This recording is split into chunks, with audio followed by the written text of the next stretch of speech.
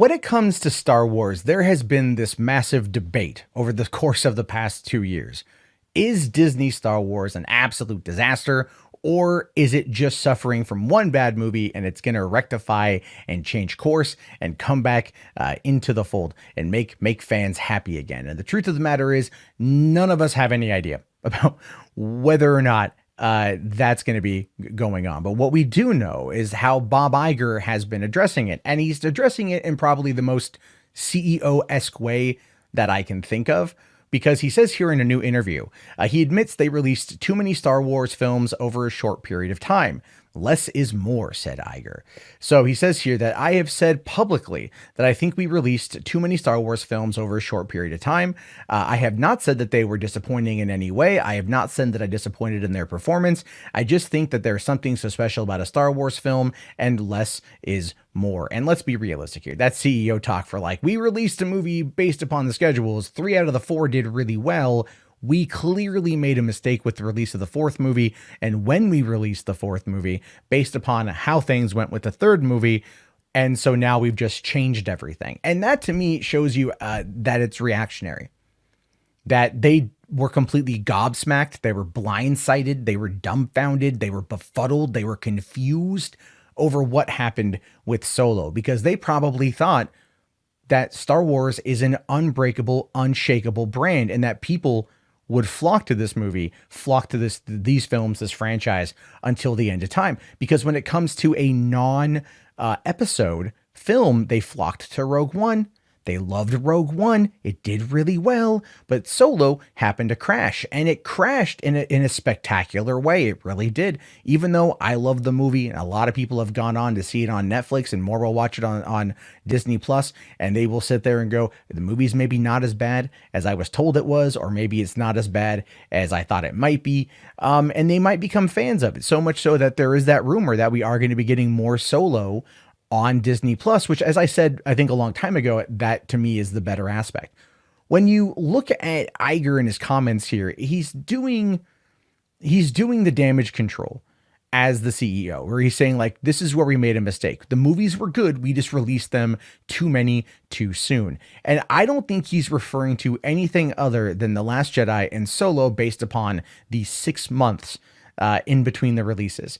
And I say that because of how they had originally scheduled the releases of these films. So here's what was going to happen, right? You had December 2015 for Force Awakens, December 2016 for Rogue One, and then it was going to be Memorial Day weekend 2017 for The Last Jedi. Why is that? Because they wanted to release the movie on the 40th anniversary of the release of the original Star Wars, May 25, 1977. That's when they wanted to release it. And then Solo was planned for 2018 on the same weekend.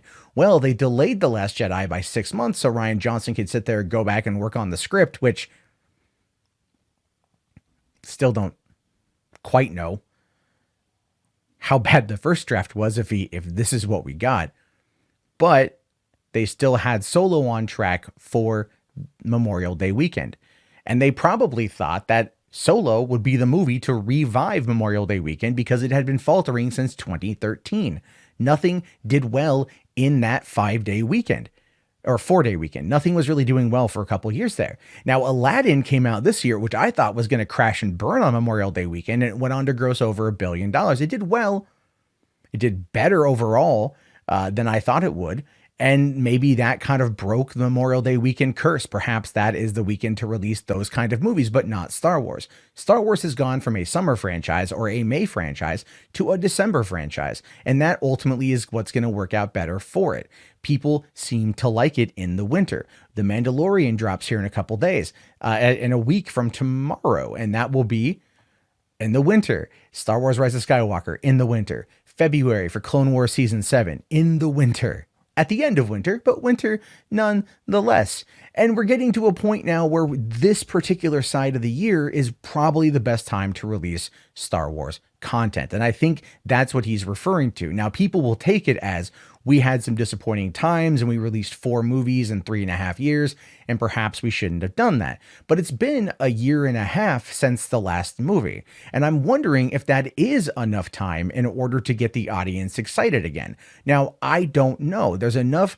online hatred about about The Last Jedi that is still pretty fresh. It's an open wound. It doesn't seem to ever be closing for some people, myself included in some ways. Like, I'm going to watch the movie again, but I'm just not looking forward to it. In my marathon watch of everything leading up to the finale of the saga, it's just a movie that I might just skip to the parts I like and then just skip over parts that I don't. But that being said, I still wonder if a year and a half from another Star Wars movie is enough to get the general box office, the people not involved on YouTube, the people not involved on social media, and the general casual fans that are out there excited enough to go and spend over $1.5 to $2 billion worldwide to see this movie. Now, we know that China's not really going to be a thing right now with Star Wars. That's going to come down the road once they're able to basically instill a fan base by using novelizations of the current canon, giving that away for free, and having a Chinese mystery blogger who writes novels and is very popular pen an original Star Wars story that's going to be based around Chinese characteristics. There's interesting stuff going on with that front. But if they're able to crack the China nut and they're able to create characters and create stories that do well in China, then the franchises will go on to make a great deal of money. So what he's saying right now is when we are in the situation of we released too much too quick and expect to slow down, they're recalibrating and they're trying to serve different masters and they're trying to serve people in the best possible way. So here's what they're doing. We know that the focus is going to be on Disney Plus. And as I've said before, and I will continue to reiterate that point, Disney Plus will be what saves Star Wars in the West. It will. It will be what saves Star Wars in the West. The Mandalorian is something people are legitimately excited for. They are legitimately hyped for. Even Last Jedi haters are looking at The Mandalorian going like, yeah, that looks pretty good. Is this the Star Wars that we've been wanting for years? Dave Filoni, Jon Favreau, working on a Star Wars show that's a spaghetti Western? Holy crap, how good could it be? Tony Gilroy, who helped bring Rogue One home, is going to be working on the Rogue One show. You've also got the Obi-Wan show that's going to be coming down the pipeline, and Clone Wars Season 7, because that's a massive fan favorite that Disney unceremoniously canceled once they bought Lucasfilm back in 2012. And now they're bringing it back as a way to try to work again with the fans. But really, it's TV, it's small screen productions that's going to save Star Wars here in the West. Now, if they, like I said before, if they can crack that China nut and get a fan base going in China, then the next trilogy they release starting in 2022, which will still be a movie coming out. They carved out those dates. I don't think that's going to change. I think Kathleen Kennedy right now is absolutely positively trying to get anything done that she can to make this whole thing work. But to get someone, we're going to get a director announcement here before the release of the next movie, I guarantee. And it's going to be a big one. I think the Kevin Feige thing is going to happen. I think they're going to announce it for 2022, and that's going to be they're going to announce it right before the release of Rise of Skywalker to help kind of amplify hype. Very similar to how they announced the Boba Fett movie the day before Solo came out, and then that one kind of mysteriously just went away. It just kind of never a mention again. Now, if they mention the Rian Johnson trilogy, that's going to be a little bit different of a scenario overall. However, I do think that they are going to slow down only to focus on the television side to rebuild the fan base back up and then go back into the movies, because that's where the ultimate money is going to be made for trying to sell merch and sell everything else. But I would argue that more people are probably excited for the small screen stuff. And that shows, a lot of promise right now. And to a lot of fans, both, I guess you could say, lovers and haters of Star Wars that claim to be fans, are probably looking to see what happens there in hopes that they can make Star Wars great again, or Star Wars can at least seem to be great again.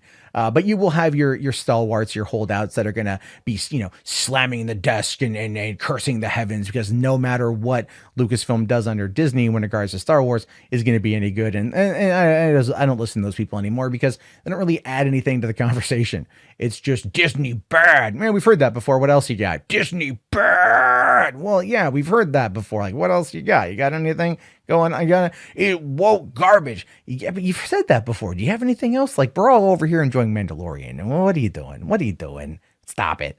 So that's how I kind of see it with that particular side of it. But Bob Iger is a smart enough cookie to get it. Not maybe smart enough to release a memoir before The Rise of Skywalker, where they effectively say that they betrayed George Lucas, that wasn't necessarily the best thing in the world.